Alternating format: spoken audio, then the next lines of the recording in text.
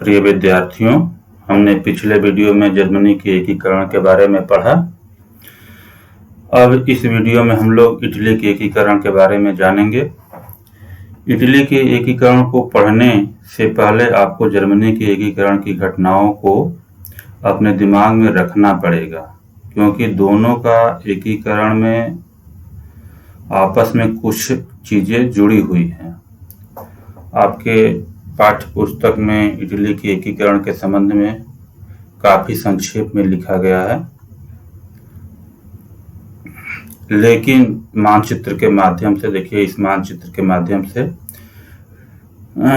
काफ़ी विस्तारित तथ्यों को दर्शाया गया है कि इटली का कौन सा राज्य किस सन में एकीकृत हुआ। अतः इटली के एकीकरण को समझने के लिए हम लोग पाठ्य पुस्तक में दिए गए मानचित्र का ही सहारा लेंगे। इटली के एकीकरण की कहानी में 3 नायक हैं। पहला है मैजिनी, दूसरा काउर और तीसरा गैरीबाल्डी। ये तीनों इटली के ही हैं। इसके अतिरिक्त इसमें 2 सहनायक भी हैं, एक फ्रांस का सम्राट नेपोलियन तृतीय और दूसरा फ्रांस का मंत्री बिस्मार्क। इस कहानी में खलनायक की जगह हम लोग ऑस्ट्रिया के सम्राट को रख सकते हैं, क्योंकि वही इटली के एकीकरण में सबसे ज्यादा बाधक था। एकीकरण से पूर्व इटली 8 राज्यों में विभक्त था। मानचित्र में देखिए, ये 8 राज्य इस प्रकार से हैं। ये आपका Lombardy, Venetia, Sardinia, Parma, Modena, Tuscany, यहाँ पर रोम का साम्राज्य है और रोम के साम्राज्य के अंतर्गत ही ये पेपल का राज्य था, और दोनों सिसिली। ये इस प्रकार से ये 8 राज्य थे एकीकरण से पूर्व। और एकीकरण के बाद इटली का मानचित्र देखिए, इस प्रकार से कुछ है। इटली का मानचित्र ये इस प्रकार से दिखाया गया है आपको। इटली के तीनों तरफ समुद्र है, आप देख रहे हैं, और इटली के इधर ऊपर साइड में यहाँ पर आल्प्स पर्वत है। तो आगे बढ़ते हैं। तो ये मानचित्र आप लोगों ने देख लिया। अब आइए इटली की एकीकरण के पृष्ठभूमि के बारे में कुछ जान लेते हैं।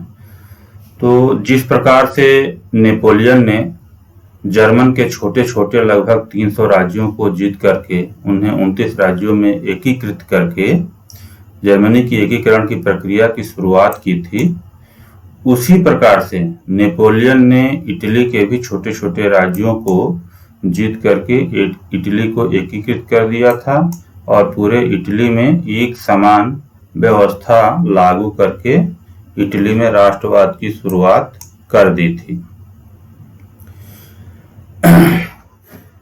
इस प्रकार से नेपोलियन ही वह पहला व्यक्ति था जिसने सर्वप्रथम इटली को एकता प्रदान की थी।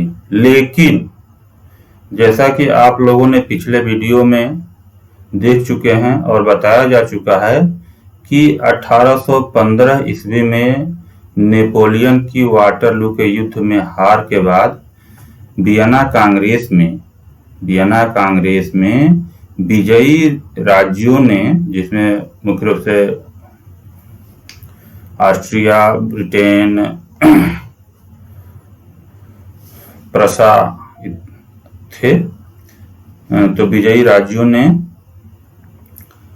जिसमें से ऑस्ट्रिया का वो चांसलर मेटरनिख था, तो मेटरनिख के नेतृत्व में इटली का भी बंदरबांट कर दिया। इटली का बंदरबांट करके पुनः जो पुरानी व्यवस्था थी उसको इटली में लागू कर दिए। मानचित्र में देखिए, ये लोम्बार्डी, मानचित्र में ये लोम्बार्डी और वेनेशिया का जो ये क्षेत्र है, इस पर ऑस्ट्रिया, जो इसके बगल में ये ऑस्ट्रिया का क्षेत्र है, ऑस्ट्रिया ने प्रत्यक्ष रूप से कब्जा कर लिया, अर्थात इन क्षेत्रों को अपने राज्य में मिला लिया। और इसके नीचे देखिए, ये जो पर्मा, मोडेना, टस्कनी इत्यादि ये जो 3 राज्य है, इस पर ऑस्ट्रिया का अप्रत्यक्ष रूप से अधिकार था। अप्रत्यक्ष रूप से अधिकार का मतलब कि ऑस्ट्रियाई सम्राट के रिश्तेदार ही यहाँ के राजा बनाए गए। इस प्रकार से इन राज्यों पर भी एक प्रकार से ऑस्ट्रिया का ही अप्रत्यक्ष रूप से नियंत्रण था। बीच में यहाँ पर रोम था, जिस पर पोप का प्रत्यक्ष नियंत्रण था। और इस पोप के अधीन ही इन पेपल राज्यों में छोटी छोटी रियासतें थी जो पोप के ही अधीन थी। इसलिए इन सबको जो है कि एक ही रंग से दिखाया गया है। नीचे देखिए, नीचे सिसिलियों में 2 सिसिली थी, इन पर जो है स्पेन के बुर्बो वंश का शासन था। नेपोलियन के समय से ही ये इस पर शासन करते आ रहे थे। वियना कांग्रेस में इनको जो पुराने शासक थे बुर्बो वंश के, उन्हीं को दे दिया गया। ये सार्डिनिया और पिटमांड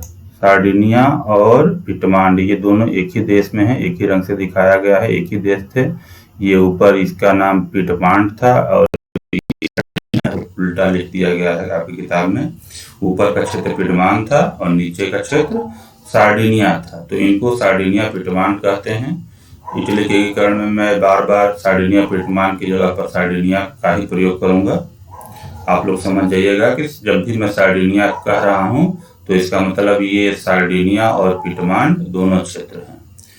तो यही एक ऐसा राज्य था जो पूर्ण रूप से इटावली था, मतलब ये यहाँ का जो राजतंत्र था वो इटली का ही था। ये बीच में जो आपको द्वीप देख रहा है, द्वीप जो दिखाई दे रहा है, ये कोर्सिका नाम है इसका, ये कोर्सिका द्वीप है। इसी द्वीप पर नेपोलियन महान का जन्म हुआ था। ये क्षेत्र जो है ये बगल में आपका फ्रांस है, ये फ्रांस का क्षेत्र है, ये फ्रांस का ही भाग था उस समय, शायद इस समय भी फ्रांस का ही भाग है। तो इस सार्डिनिया पिटमांड का शासक इटली के एकीकरण के समय इमैनुअल द्वितीय था। अब आइए इटली के एकीकरण की तरफ बढ़ते हैं। तो इटली के आठों राज्यों को मिलाकर के एक राष्ट्र बनाया जा सकता है। इटली के इन सभी 8 राज्यों को मिलाकर के एक राष्ट्र बनाया जा सकता है, ऐसी कल्पना सर्वप्रथम मेजिनी ने की थी। ऐसी कल्पना कि इटली को एकीकृत करके इनके 8 राज्यों को मिला करके एक राष्ट्र बनाया जा सकता है, ऐसी सोच सर्वप्रथम मेजिनी ने विकसित की थी। तो अपनी कल्पना को साकार रूप देने के लिए जो मेजिनी महोदय थे, उन्होंने कार्बोनरी, पहले की वीडियो में ये नाम आ चुका है कार्बोनरी का सदस्य बन करके 1830 ईस्वी की क्रांति में भाग लिए थे, किंतु पकड़े गए और उन्हें इटली से निष्कासित कर दिया गया। इसके बाद ये भाग करके फ्रांस पहुंच गए मेजिनी महोदय, और वहां पर यंग इटली, हिंदी में कहे तो युवा इटली नामक एक संगठन की स्थापना करके जितने इटली के नवयुवक थे, पत्र पत्रिकाओं के माध्यम से विदेशी जो राजा थे इन सब राज्यों पर उनको भगा करके इटली को एकीकृत करने के लिए जोश भरते रहे। जब पूरे यूरोप में 1848 में क्रांतियों की शुरुआत हुई तो इटली में भी उन क्रांतियों से नहीं बचा। इटली में भी प्रत्येक राज्यों में क्रांति होनी शुरू हो गई। तो मेजिनी महोदय ने इसे एक अच्छा मौका देखा और फिर ये इटली वापस लौट आए और यहाँ के आंदोलन का नेतृत्व करने लगे। आंदोलन का नेतृत्व करते करते 1849 ईस्वी में इन्होंने रोम में जो पोप का शासन था, उस समय जो पोप थे उनका नाम था पोप पायस नवम। उन्होंने पोप पायस नवम को भगा करके रोम में गणतंत्र की स्थापना कर दी। लेकिन नेपोलियन तृतीय, जो उस समय फ्रांस का सम्राट था, धार्मिक भावना से प्रेरित होकर के पोप पायस की सहायता की और अपनी सेना भेज करके उनको रोम की गद्दी पर पुनः बैठाया और उनकी रक्षा के लिए अपनी सेना की भी तैनाती कर दी। अन्य राज्यों में जो विद्रोह हो रहे थे उसको ऑस्ट्रिया के सहयोग से दबा दिया गया, कुचल दिया गया। मैजिनी महोदय और उनका एक शिष्य था जिसकी कहानी हम लोग आगे पढ़ेंगे। इसी इटली के एकीकरण में आगे आएगा उसका नाम, जिसका नाम गैरिबाल्डी था। ये दोनों लोगों को फिर जो है इटली से भागना पड़ा। ये भाग करके फिर विदेश चले गए। तो इस आप लोग देख रहे हैं कि इटली के एकीकरण के लिए प्रयास तो खूब किए गए, किंतु अभी सफलता हाथ नहीं लगी थी। पहली वास्तविक सफलता काउर, नाम याद रखिए इनका, ये लिख दे रहा हूं, काउर,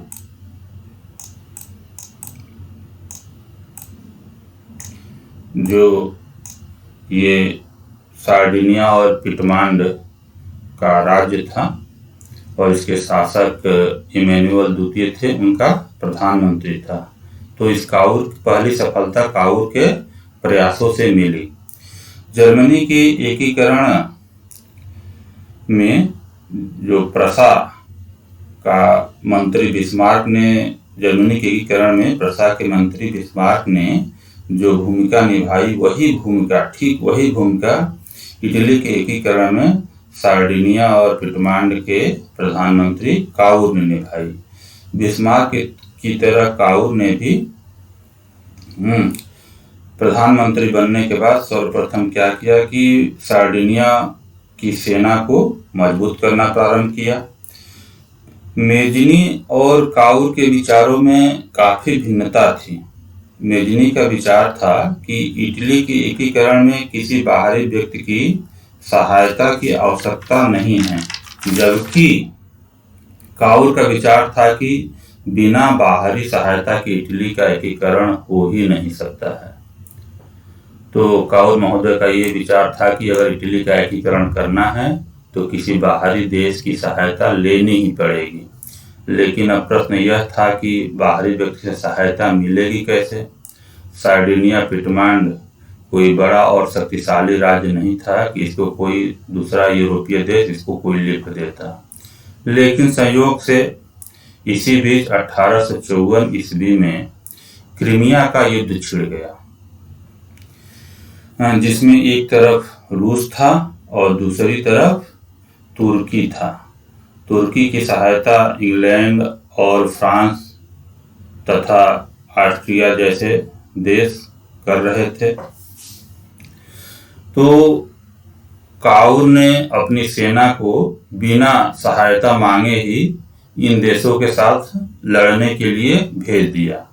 ऑस्ट्रिया ने कहा कि हम लोगों को तुम्हारी सहायता की कोई आवश्यकता नहीं है। तब भी काउर ने कहा नहीं, मैं तो तुर्की की सहायता निस्वार्थ भाव से करना चाहता हूँ, ऐसी मेरी हार्दिक इच्छा है, मना न करो भैया। तो इंग्लैंड और फ्रांस बोले कि चलो ठीक है, बुराई क्या है, आओ हम लोगों के साथ। तो इसे काउर का भाग्य कहिए या संयोग कहिए, क्रीमिया के युद्ध में तुर्की की विजय हो गई। विजय के बाद पेरिस में यूरोप के शक्तिशाली देशों का एक सम्मेलन हुआ, जिसमें काउर को भी बुलाया गया और अन्य शक्तिशाली यूरोपीय देशों के साथ काउर को बराबरी का दर्जा दिया गया। सम्मेलन में काउर ने इटली के प्रश्नों को भी उठाया और इटली के एकीकरण के प्रश्न को पूरे यूरोप का प्रश्न बना दिया। काउर के राज्य का, ये जो काउर का राज्य है, संपूर्ण इटली में भी प्रतिष्ठा के रूप में देखा जाने लगा, प्रतिष्ठित हो गया काउर का राज्य। और यह माने जाने लगा कि जब भी इटली का एकीकरण होगा सार्डिनिया और पिटमांड के ही नेतृत्व में होगा, जैसे जर्मनी का एकीकरण प्रसा के नेतृत्व में हुआ था, उसी तरह इटली का जब भी एकीकरण होगा सार्डिनिया और पिटमांड के ही नेतृत्व में होगा। इसीलिए यह भी कहा जाता है कि क्रीमिया के कीचड़ से इटली का जन्म हुआ था, क्योंकि भूमिका जो है क्रीमिया के युद्ध से ही तैयार होनी शुरू हुई। तो आइए अब कहानी को आगे बढ़ाते हैं। तो एक बार की बात है, नेपोलियन तृतीय जो फ्रांस के सम्राट थे, वो एक बार छुट्टियां मनाने के लिए, ये सार्डिनिया है, सार्डिनिया के ही सीमा पर एक स्थान है प्लेम्बियर्स, तो छुट्टियां मनाने के लिए अपने प्लेम्बियर्स में आए हुए थे और आकर यहीं पर कुछ दिनों के लिए रुके हुए थे। काबुल उनसे मिलने के लिए पहुंच गए। पेरिस सम्मेलन में इसके पहले वो नेपोलियन तृतीय से मिल चुके थे, अच्छा खासा परिचय भी हो चुका था। यहाँ दोनों के बीच एक समझौता हुआ, जिसे प्लेम्बियर्स का समझौता कहते हैं। इस समझौते में काबुल ने नेपोलियन तृतीय से कहा कि मेरे बड़े भाई, ये यहाँ पर सेवाय और नीस का प्रदेश है,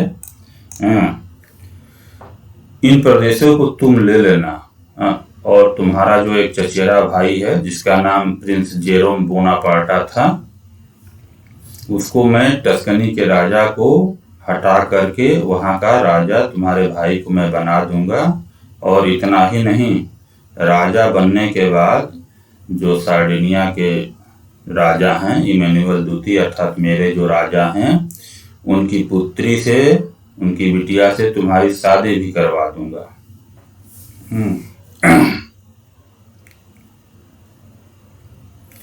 बदले में तुमको क्या करना है कि बदले में जब मैं अपना प्रदेश लेने के लिए, यानी ऑस्ट्रिया से ये लोम्बार्डी और वेनेशिया लेने के लिए जब मैं युद्ध करूंगा, तो तुम मुझे 2 लाख सैनिकों की सहायता देना। नेपोलियन तृतीय को ये सौदा अच्छा लगा, वो मान गए कि सौदा लाभ वाला है। इसके बाद काबुल ने बहाना ढूंढ करके बिना देर किए हुए ही ऑस्ट्रिया के साथ युद्ध छेड़ दिया। देखिए, ये इसकी सीमा है, सार्डिनिया पिटमान की सीमा है, और यहाँ तक दोनों की सीमाएं मिलती थी, तो युद्ध छेड़ दिया। ऑस्ट्रिया भी बहुत शक्तिशाली राज्य था। युद्ध लंबा खींचने लगा और फ्रांस को युद्ध में काफी हानि होने लगी, तथा जो फ्रांस की जनता थी, वहाँ की कैथोलिक जनता नेपोलियन तृतीय से नाराज होने लगी कि अगर ये सार्डिनिया पिटमांड जीत जाएगा तो पोप का राज्य भी खतरे में पड़ जाएगा। अब इन सब के कारण नेपोलियन तृतीय ने युद्ध से हाथ पीछे खींच लिया। तब तक सार्डिनिया यानी काबुल ने लोम्बार्डी पर अधिकार कर लिया था। ये लोम्बार्डी जो क्षेत्र है, इस पर अधिकार कर लिया था। दोनों के बीच नेपोलियन ने इसके बाद संधि करवा दी, जिसके तहत लोम्बार्डी सार्डिनिया को मिल गया तथा वेनेशिया, ये वाला क्षेत्र ऑस्ट्रिया के ही पास रहा। इस प्रकार से इटली का एकीकरण का पहला चरण पूरा हुआ। युद्ध बंद होने के बाद नेपोलियन तृतीय ने काबुल से प्लेम्बियर्स समझौते के अनुसार नीस और सेवाय का प्रदेश मांगा। तो काबुल ने कहा कि महोदय, तुम तो युद्ध के बीच में ही मेरा साथ छोड़ दिए थे, फिर नीस और सेवाय कैसे दूं तुमको? नेपोलियन तृतीय ने कहा कि नहीं, हमको नीस और सेवाय चाहिए तो चाहिए, मैं नीस और सेवाय लेकर ही रहूंगा। तो काबुल ने कहा कि चलो ठीक है, ले लो नीस और सेवाय का प्रदेश, लेकिन जब मैं परमा, ये राज्य है परमा, मोडेना और टस्कनी को अपने राज्य में मिलाऊंगा तो तुम कुछ बोलना नहीं। तो नेपोलियन तृतीय ने कहा ठीक है, जाओ मिला लो। तो जब ये सार्डिनिया और ऑस्ट्रिया के बीच युद्ध हो रहा था, तो इन तीनों राज्यों की जनता ने विद्रोह करके यहाँ के राजाओं को गद्दी से उतार दिया था। इसमें कुछ काबुल का भी हाथ था।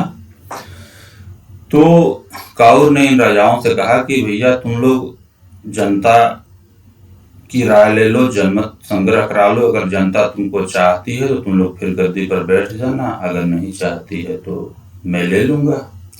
तो तो इसी पर तय हुआ, जनमत संग्रह हुआ। तीनों राज्यों की जनता ने सार्डिनिया में मिलने की इच्छा व्यक्त की। फलतः इन तीनों राज्यों को सार्डिनिया में मिला लिया गया। अब देखिए, लोम्बार्डी हो गया, परमा हो गया, मेडोना हो गया, टस्कनी हो गई, ये 4 राज्य जो है सार्डिनिया में मिल चुके थे। वीडियो शायद कुछ थोड़ा बड़ा हो रहा है, इसलिए अब थोड़ा जल्दी खत्म करूंगा। हाँ, तो काबुल के काम को मेजनी के एक शिष्य, जिसका नाम पहले मैं लिया था गैरीबाल्डी, ने काफी आसान कर दिया। हम आपको पहले ही बता चुके हैं कि ये जो दोनों सिसिली हैं, इस पर विदेशी बुर्बो वंश के शासकों का राज्य था। ये शासक बहुत ही निरंकुश थे। इन राज्यों के देशभक्तों ने गैरीबाल्डी से कहा कि तुम हम लोगों का नेतृत्व करो। गैरीबाल्डी उस समय विदेश से आ चुके थे, यहाँ पर छुपते हुए आ चुके थे। तो ये पहले से ही गैरीबाल्डी प्रसिद्ध थे। तो इन दोनों राज्यों के जो देशभक्त थे, जो इन राजाओं के खिलाफ बार बार विद्रोह करते थे, उन्होंने कहा कि गैरीबाल्डी से कहा कि तुम हम लोगों का नेतृत्व करो और ये जितने ये फिरंगी है इनको देश से भगा देते हैं। तो गैरीबाल्डी तैयार हो गया और जल्दी ही गैरीबाल्डी ने देशभक्तों की एक सेना तैयार की, जिसको लाल कुर्ती वाले स्वयंसेवक कहा जाता था। इन्होंने निरंकुश राजाओं को देश से भगा दिया और दोनों सिसिलियों का जो अधिनायक है, प्रमुख है, वो गैरीबाल्डी को घोषित कर दिया गया। इसके बाद गैरीबाल्डी ने ये यहाँ दिखाया नहीं है, नेपल्स का राज्य था यहाँ पर, यहाँ पर नेपल्स का राज्य था। नेपल्स के राज्य पर आक्रमण कर दिया।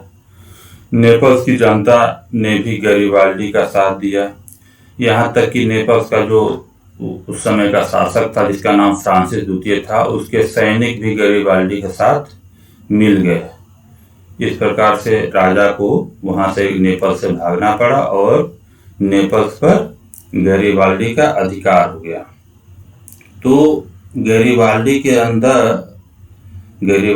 अंदर देशभक्ति इतनी भर गई थी कि उसके कारण वह पागल हो गया था। नेपल्स के बाद गैरीबाल्डी रोम पर कब्जा करना चाहता था, लेकिन काबुल ने इस देशभक्त पागल को रोम पर कब्जा करने से बचाया और समझाया कि तुम रोम पर आक्रमण करोगे तो वहां पोप की रक्षा के लिए फ्रांसीसी सेना है। अर्थात रोम पर आक्रमण करने का अर्थ होगा फ्रांस पर आक्रमण करना, जिससे फ्रांस के साथ युद्ध छिड़ जाएगा। और चूंकि फ्रांस बहुत ही शक्तिशाली है, तो अभी तक इटली के एकीकरण के लिए जो भी प्रयास किए गए हैं वो सभी गुड़ गोबर हो जाएंगे। गैरीबाल्डी को बात समझ में आ गई और उसने मान लिया कि चलो मैं रोम पर आक्रमण नहीं करूंगा। इसी बीच जर्मनी के एकीकरण में मैं आप लोगों को बता चुका हूं। इसी बीच प्रसा के बिस्मार्क की तरफ से काबुल के पास एक मित्रता का प्रस्ताव आया, जिसमें कहा गया कि हम ऑस्ट्रिया पर, इसके ऊपर जो ऑस्ट्रिया राज्य है, ऑस्ट्रिया पर उत्तर की तरफ से आक्रमण करने वाले हैं। तुम दक्षिण की तरफ से आक्रमण करके अपना प्रदेश, ये जो वेनेशिया अभी तक जो इटली में नहीं मिला था, ये वेनेशिया को मुक्त करवा लो। काबुल ने इसे अच्छा मौका समझा। उसने 1866 ईस्वी में ऑस्ट्रिया पर दक्षिण की तरफ से आक्रमण कर दिया और उत्तर की तरफ से प्रसा ने आक्रमण कर दिया।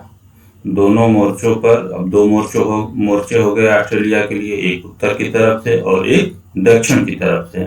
तो दोनों मोर्चों पर ऑस्ट्रिया लड़ नहीं पाया और सेडोवा के युद्ध में उसकी पराजय हुई। किसकी पराजय हुई? ऑस्ट्रिया की युद्ध। सेडोवा और सेडान के युद्ध के बारे में मैंने जर्मनी के एकीकरण में भी आप लोगों को बता चुका हूं। तो पराजय हुई। उसके पराजय के साथ ही वेनेशिया का प्रदेश सार्डिनिया में मिला लिया गया। तो इस प्रकार से अब आप देखते हैं कि लोम्बार्डी, पार्मा, मेडोना, टस्कनी और ये दोनों सिसिली पर गैरिबाल्डी ने कब्जा कर ही लिया था। ये सभी जो है मिला लिए गए सार्डिनिया पिटमांड के साथ। अब बचा था केवल रोम। तो इसके बाद 1871 में जब प्रसा और फ्रांस के बीच सेडान का युद्ध हुआ, तब नेपोलियन तृतीय जो पोप की रक्षा के लिए अपनी सेना तैनात किया था, उसको रोम से अपनी सेना को हटानी पड़ी, जिसके बाद काउर ने आसानी से रोम पर कब्जा कर लिया। इस प्रकार 1871 ईस्वी में जर्मनी के साथ ही इटली का भी एकीकरण या निर्माण पूरा हुआ। 1871 में जर्मनी का भी एकीकरण पूरा हुआ और इटली का भी एकीकरण पूरा हुआ। अब आइए थोड़ा सा गैरिबाल्डी की महानता पर भी विचार कर लेते हैं। गैरिबाल्डी ने जो अपने ये क्षेत्र जीते हुए थे, ये समस्त क्षेत्र जो है इटली के एकीकरण के लिए सार्डिनिया पिटमांड के राजा इमैनुअल द्वितीय को सौंप दिए, जिसके बदले में राजा ने उसे सम्मानित करने और कुछ उपाधियां देना चाहा, तो गैरिबाल्डी ने कोई भी उपाधि लेने से इनकार कर दिया और कहा कि देश सेवा स्वयं एक पुरस्कार है, मुझे कोई दूसरी चीज नहीं चाहिए, स्वतंत्र इटली अमर हो। देखिए, एक चित्र में कार्टून के माध्यम से दिखाया गया है आपकी पाठ्य पुस्तक में कि इस चित्र में देखिए कि ये सार्डिनिया पिटमांड के राजा हैं इमैनुअल द्वितीय और ये गैरिबाल्डी है। ये इमैनुअल द्वितीय को जूता पहनाते हुए दिखाए गए हैं, यानी जो इन्होंने अपने जीते हुए क्षेत्र बिना कोई चीज लिए हुए इनको सौंप दिए थे, उसी को ये प्रतीकात्मक रूप से जूता पहनाते हुए दिखाया गया है। ये व्यंग चित्र है एक प्रकार से। तो इन्होंने बिना कोई चीज लिए हुए इटली के एकीकरण के लिए अपने समस्त जीते हुए क्षेत्र को इनको सौंप दिए थे। तो अब आप लोग बताइए कि इतिहास में आप ऐसे कितने लोगों के बारे में जानते हैं जिन्होंने सत्ता मिलने के